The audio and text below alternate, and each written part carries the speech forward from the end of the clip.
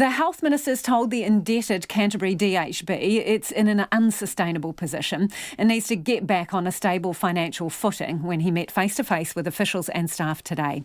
The DHB's deficit is about $180 million and 7 of its 11-strong management team, including the CEO, resigned within weeks of each other earlier this year, amid allegations of a toxic and adversarial relationship with the board and Crown-appointed monitor and an unrealistic push for savings.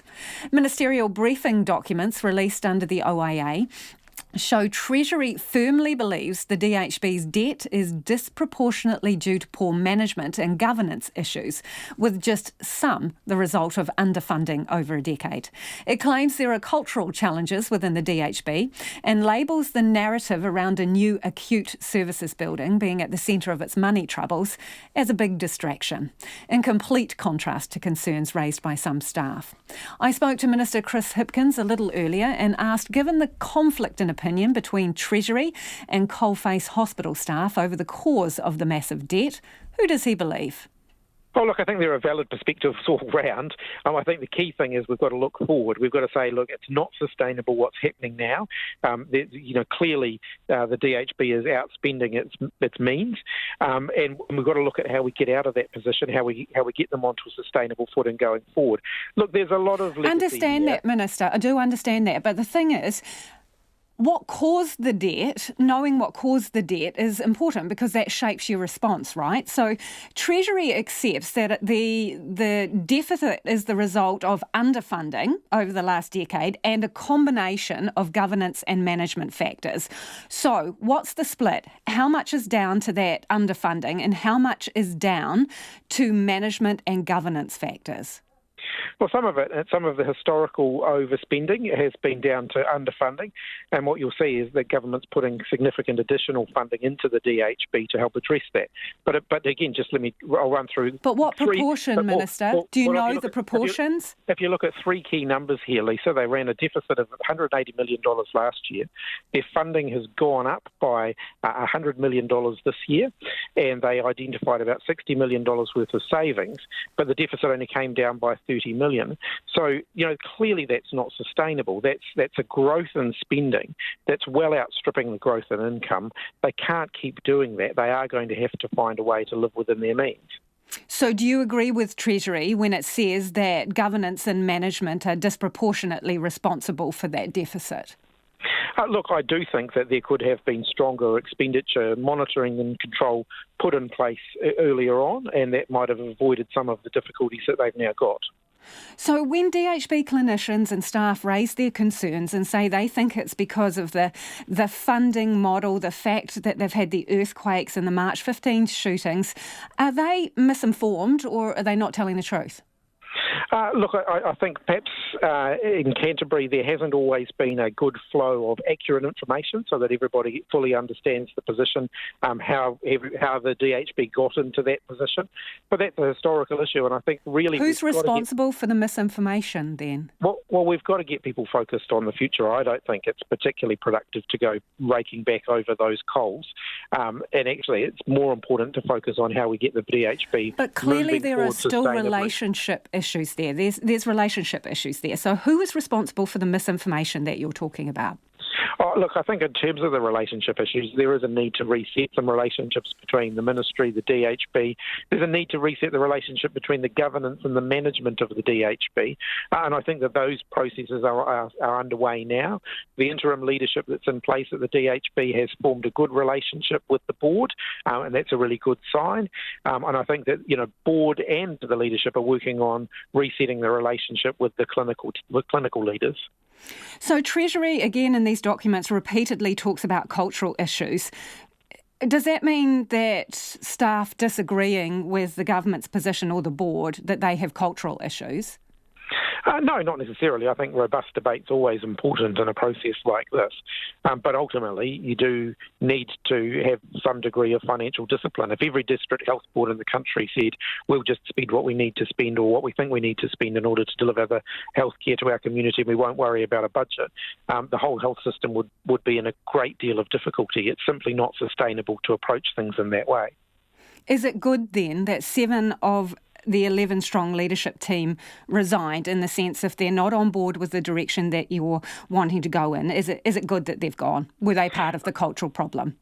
Look, I didn't even get an opportunity to have a conversation with those people, so I don't think it would be fair for me to make a comment on that.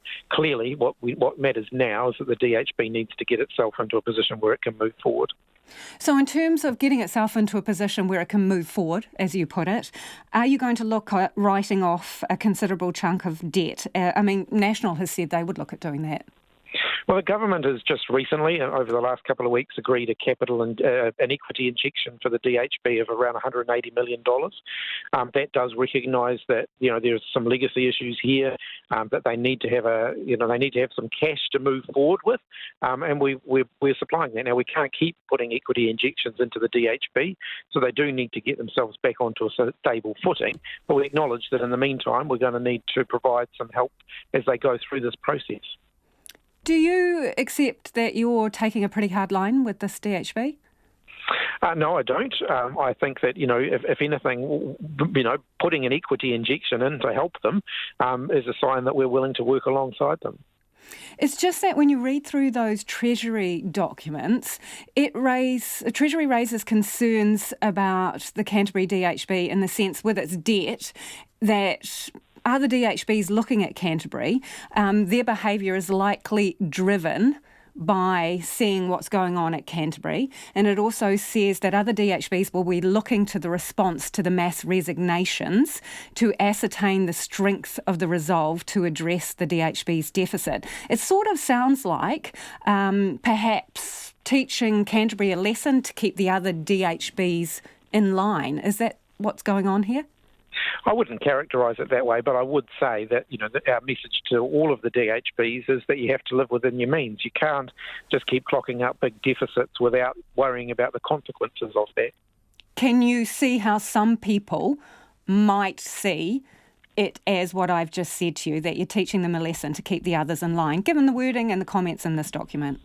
No, because I don't think we're treating Canterbury any differently to the way we're treating the other DHBs, which is that we need to get all of our DHBs onto a stable financial footing. A number of DHBs are operating at a deficit. They're making good progress at getting back into the black. The government's working alongside them to make sure that happens, just as we are with Canterbury.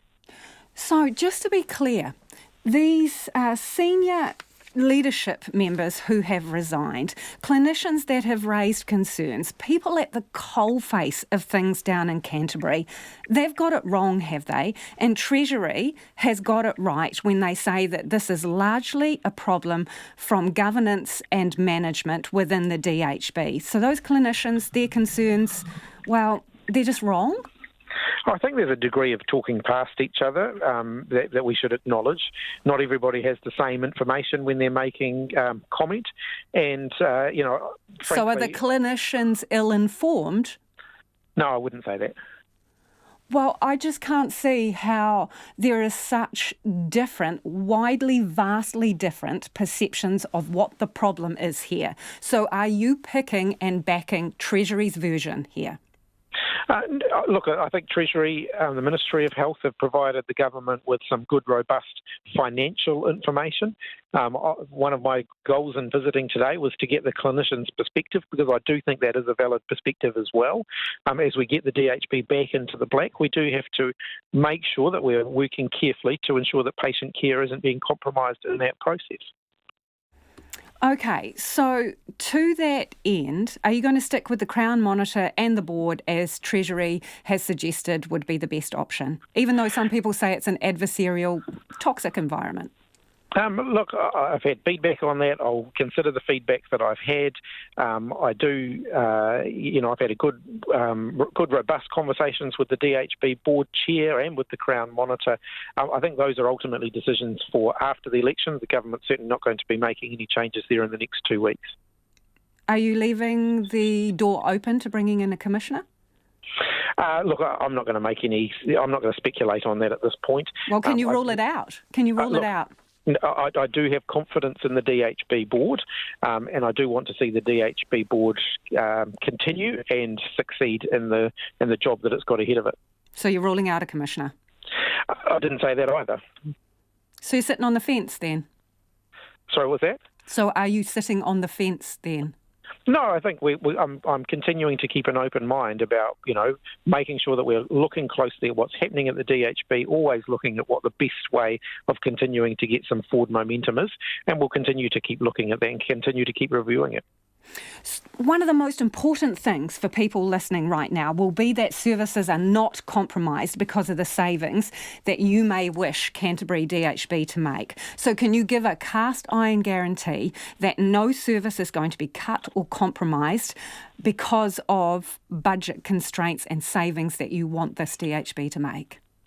I think if you look at the fact that we've injected an extra $180 million in equity into the DHB in the last few weeks to ensure that they can get themselves back onto a sustainable footing without compromising their delivery of patient care, I think that is a sign that the government doesn't want to see cuts that compromise the quality of health care that the people of Canterbury and, in fact, the wider South Island, because Canterbury DHB provides services to other people in the South Island. I think that's a sign that we are committed to that.